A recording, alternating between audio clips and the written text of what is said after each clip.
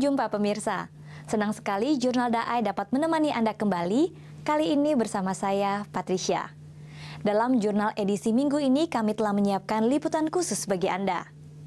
Sekeping kepedulian bagi korban bencana dan menuju kemajuan literasi Indonesia.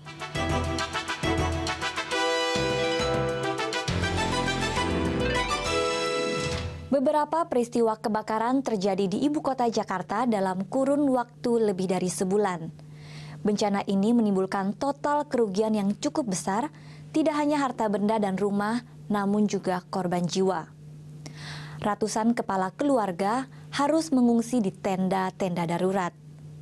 Belajar dari bencana kebakaran tersebut, kita bisa mengambil hikmah. Menghindari penyebabnya tentu menjadi sikap yang paling bijak. Di tengah situasi ini, walau tidak mudah, para korban berusaha mencari alasan untuk tetap bersyukur. Disinilah dukungan kita diperlukan. Sesederhana apapun perhatian yang diberikan, sangat berarti bagi mereka yang membutuhkan kepedulian.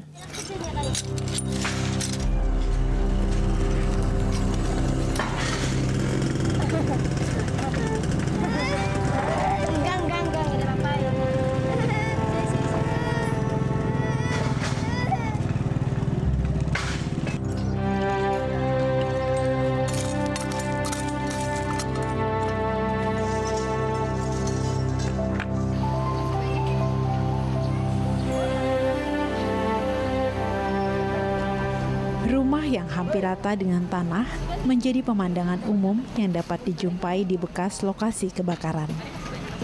Sepanjang akhir Juli sampai akhir Agustus 2012, terjadi beberapa kebakaran besar di beberapa lokasi pemukiman di wilayah Jakarta.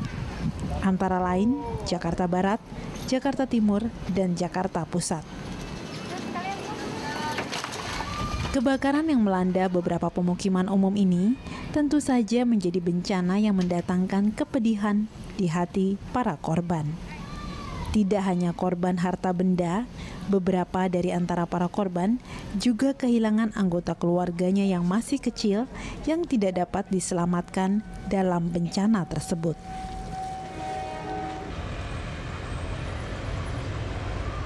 Menurut hasil penelitian laboratorium Polri, penyebab utama kebakaran adalah hubungan arus pendek listrik atau korsleting listrik.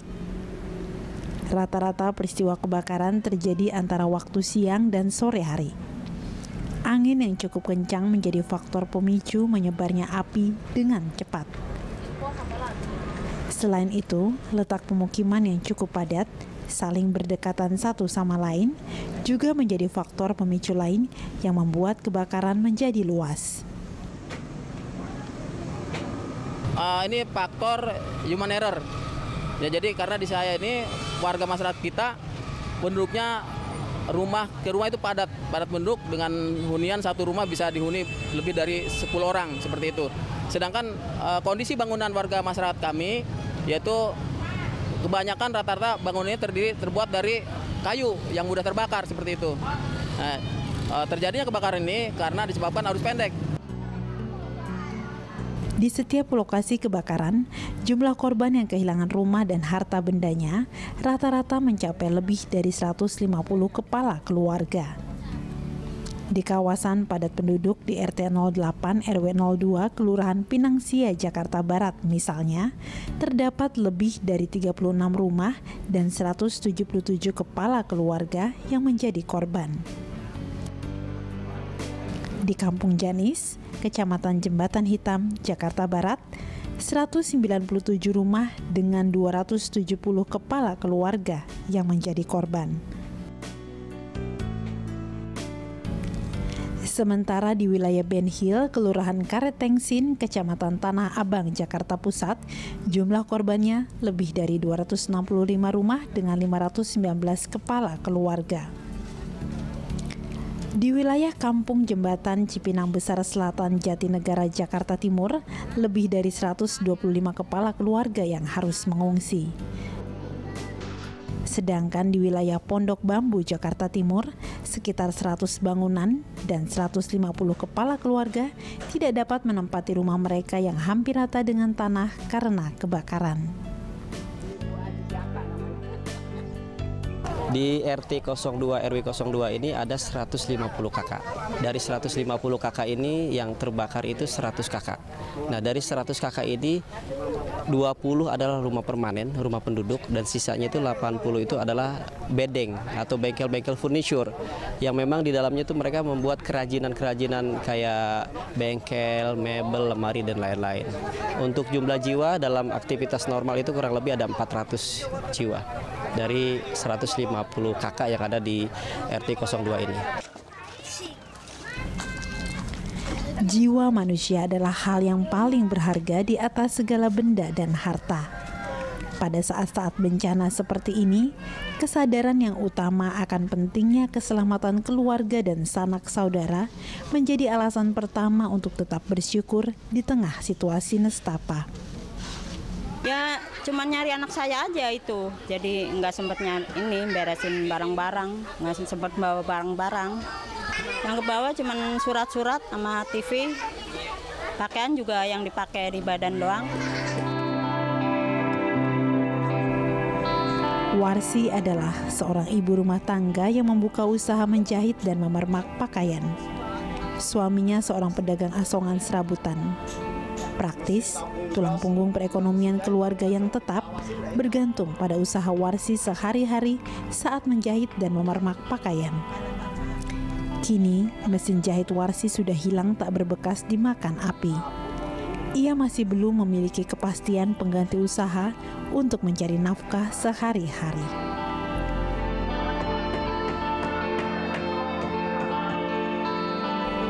Sementara bagi Kosim dan Sutinah yang tinggal di wilayah Pondok Bambu, Jakarta Timur, rumah mereka hanya menyisakan bekas yang tak dapat dihuni lagi.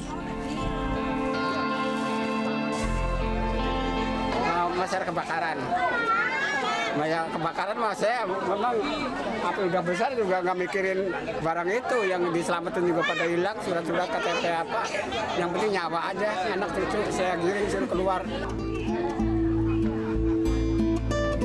Selama ini, Kosim dan Sutinah hidup bersama 3 anak, 1 menantu dan 1 cucu perempuan. Pria berusia 60 tahun ini bekerja sebagai tukang pengumpul limbah kayu bekas. Bersama anak dan menantunya, mereka menjalankan usaha daur ulang limbah kayu bekas. Selain kehilangan rumah, mereka juga kehilangan sebagian limbah kayunya. Sebagian limbah kayu itu habis terbakar, sebagian lainnya dijarah orang. Namun, di tengah situasi itu, Kosim tetap bersyukur. Udah musibah mau kata apa. Jadi ya usaha yang lain kan harus pakai modal gede. Kalau ini kan yang penting kita sehat, bersyukur sama yang terima kasih sama ngasihnya, bersyukur sama Allah gitu. Saya dapat rezeki dari Allah. Ini juga sebetulnya kalau nggak masih dilindungi sama Gusti Allah, mendingan ya aslinya nih habis ini semua. Kita nggak bisa buat kabul sih. Semua titipan Allah. Hanya bersyukur sewaktu kita lagi sehat, dapat rezeki, makan buat kita, buat anak-anak, istri kita, cucu. Kalau ada kelebihan misalnya pas orang lagi kesusahan minta tolong, saya tolongin. Rasa syukur menyimpan kekuatan tersendiri untuk tetap melangkah maju dalam suasana yang penuh tantangan dan kendala. Walau tak bisa dipungkiri bahwa luka dan duka memang ada, namun dengan keyakinan dan rasa syukur, seiring berjalannya waktu, mau tidak mau, kehidupan harus kembali dirajut. Tetapi tentu saja mereka tidak bisa sendiri. Butuh banyak uluran kasih untuk membalut banyak luka yang begitu besar. Butuh banyak kepedulian yang dapat mendukung mereka kembali tegak berdiri meneruskan kehidupan. Sebagai pertolongan pertama, bantuan-bantuan masa darurat disampaikan beberapa pihak. Dari pemerintah, khususnya suku dinas sosial dan kesehatan, tanggung jawab ditunjukkan dengan mendirikan tenda-tenda pengungsian, penyediaan pangan dan logistik, dan pengamanan. Palang Merah Indonesia juga tidak tinggal diam menolong para korban. Beberapa pihak lain juga turut membantu, baik itu perusahaan-perusahaan swasta, lembaga swadaya masyarakat, ataupun yayasan-yayasan amal sosial.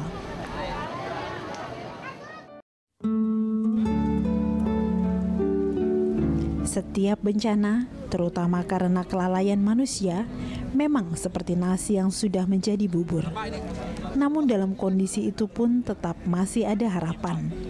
Kehadiran dan kepedulian terhadap sesama mungkin tidak segera menyelesaikan persoalan yang ada, tetapi menjadi pemicu semangat yang penting bagi orang yang sedang membutuhkan. Seringkali uluran tangan kita mungkin terbatas, tetapi cinta kasih yang tersimpan dalam sekecil apapun bentuk perhatian kita menjadi bukti bahwa masih ada yang peduli terhadap nasib mereka. Sudahkah kita sungguh menghadirkan perhatian dan kepedulian kita bagi mereka sesederhana apapun bentuknya?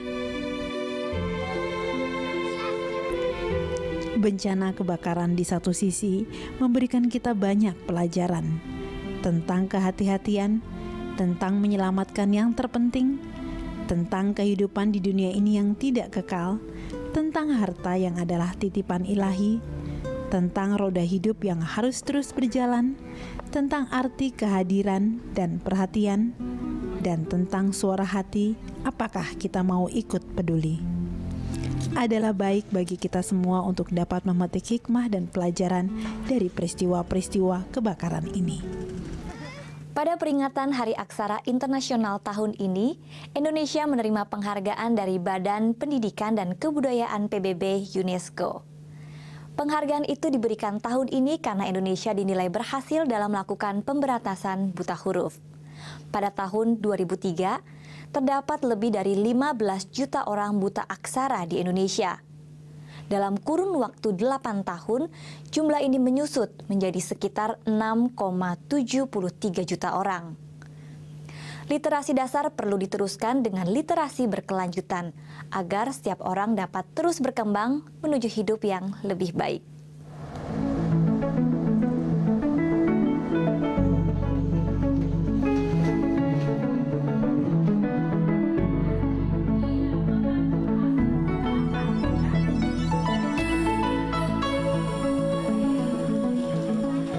Menurut data Badan Pendidikan Ilmu Pengetahuan dan Kebudayaan PBB, UNESCO, 1 dari 7 orang dewasa di dunia ini masih tergolong buta aksara.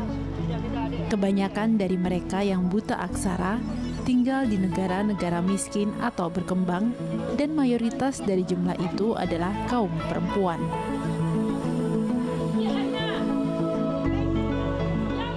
Rendahnya tingkat melek aksara dapat mengakibatkan kemiskinan, terjadinya kekerasan dalam rumah tangga, ketertinggalan, dan banyak lagi.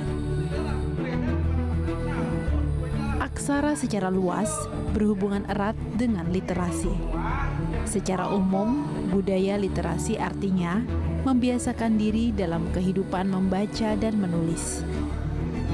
Untuk mengingatkan seluruh dunia tentang pentingnya budaya literasi ini, UNESCO menetapkan tanggal 8 September sebagai Hari Literasi Internasional.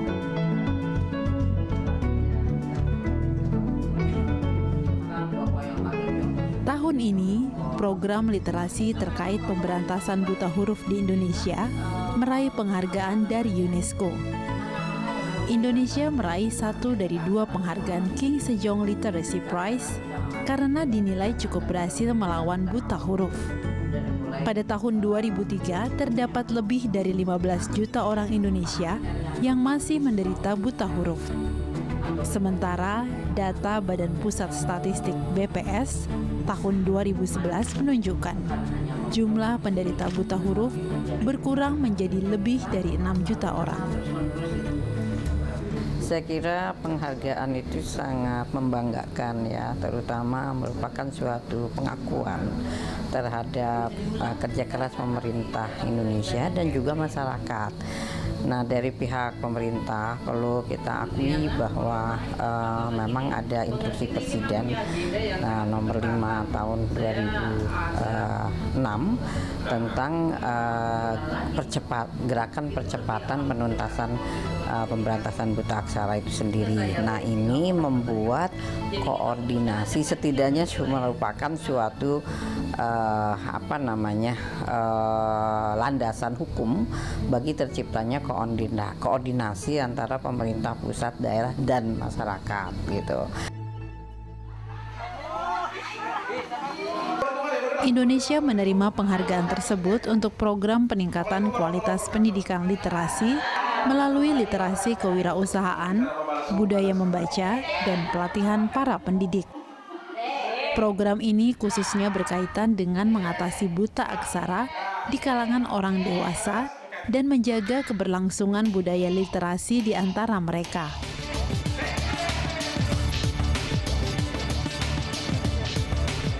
Namun terkait dengan budaya baca, selain perhatian kepada kaum dewasa yang buta aksara, literasi perlu ditanamkan sejak dini pada anak-anak, agar kedepannya budaya literasi menjadi budaya positif yang dapat membentuk karakter bangsa. Yang kita dirikan justru sebetulnya di tengah kota Jakarta, di ibu kota yang sebetulnya akses ke buku-buku itu sebetulnya jauh lebih mudah. Cuman anak-anak sendiri ternyata memang mereka tidak punya budaya untuk membaca gitu. Itu juga merupakan salah satu alasan utama kenapa kami mendirikan taman bacaan. Jadi anak-anak tidak terbiasa untuk membeli buku karena keluarganya tidak membaca. Manfaat TBM itu sangat banyak sekali begitu. Pertama, dari sisi pribadi kita semakin, kalau ilmu kita ajarkan, kan kita juga akan semakin banyak begitu ya, dapat ilmunya juga. Ketika kita mengajarkan orang yang tidak bisa, malah sebetulnya ilmu akan bertambah pada kita. Mengembangkan taman bacaan membutuhkan komitmen. Banyak kendala yang muncul, mulai dari memperkenalkan, mengajak masyarakat mengunjungi taman bacaan, meningkatkan budaya baca di berbagai kalangan, sampai pengelolaan internal taman bacaan sendiri. Kita dana kita dapatkan dari swadaya, jadi didapat dari berjualan merchandise, kita dapatkan dari sumbangan buku dari teman-teman, dan belum lagi yang harus membayar sewa rumah. Jadi memang sangat sulit. Itu dari membuat taman bacaannya.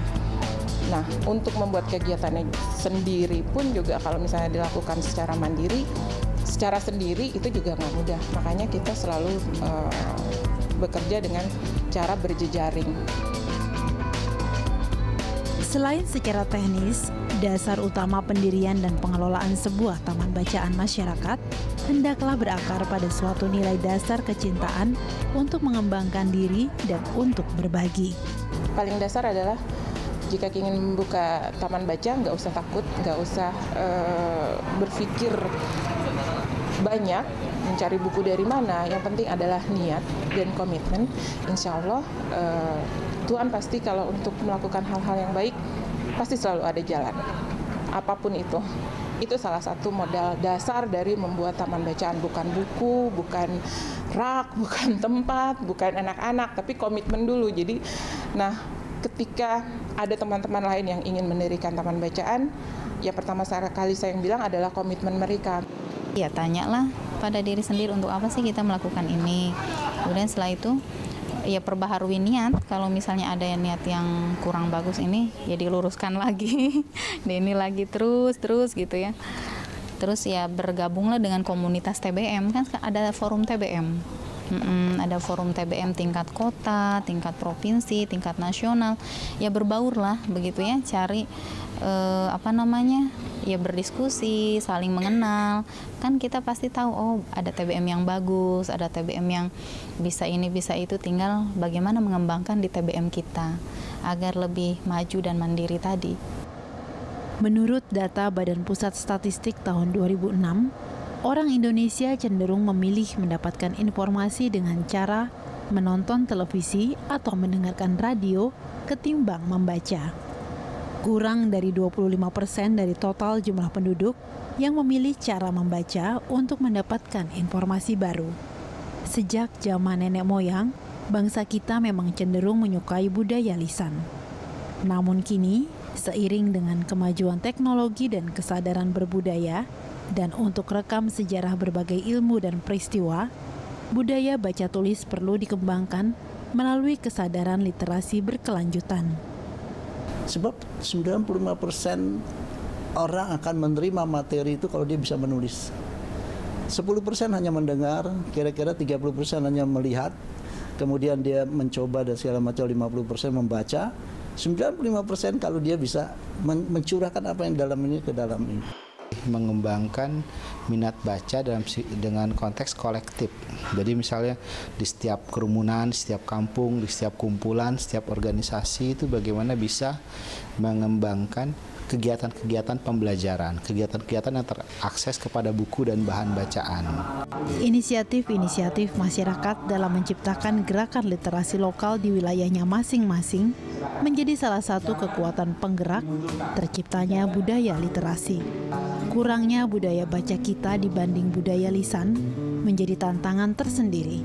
Padahal membaca dapat meningkatkan taraf hidup dan membentuk karakter manusia menjadi lebih baik ketika materi yang dibaca sungguh dimengerti dan dipraktekkan. Ketika orang mengerti dan melakukan, ia akan punya kecenderungan untuk berbagi ilmu lagi melalui tulisan. Dengan cara inilah, yaitu banyak membaca dan kemudian saling berbagi dengan tulisan, budaya literasi dapat berakar dan karakter masyarakat terbentuk. Dengan literasi berkelanjutan, kita semua diajak untuk bergerak maju, menghidupkan manfaat baca tulis dalam keseharian untuk menciptakan kondisi bangsa yang lebih baik. Bahwa dengan membaca, ilmu kita akan bertambah. Ketika ilmu kita bertambah, kita punya wawasan yang baru, wawasan yang lebih baik lagi. Akhirnya masuk ke tingkat ekonomi kita akan lebih baik secara materi karena kita punya wawasan untuk kita mengembangkan hidup kita jadi lebih baik. Dengan keberadaan literasi, keberadaan bahan bacaan yang akhirnya tidak cuma buku ya mereka mengakses misalnya audiovisual, buku, televisi, majalah, internet dan segala macam, menginspirasikan mereka untuk menjadi hidup mereka lebih baik lagi. Saling menunjukkan kasih dan kepedulian dapat menjadi karakter bangsa bila dipupuk secara tekun mulai dari hal sederhana. Mari jadikan hidup penuh makna karena setiap peristiwa mengukir sejarah. Jika Anda memiliki saran atau kritik, silakan kirimkan email ke jurnal.dai@daitv.co.id atau melalui SMS dengan format JDI spasi nama saran dan kritik Anda, lalu kirim ke nomor 0852 8580 8559. Akhirnya saya Patricia mewakili seluruh kerabat kerja Jurnal DAI mengucapkan terima kasih atas perhatian Anda. Sampai jumpa.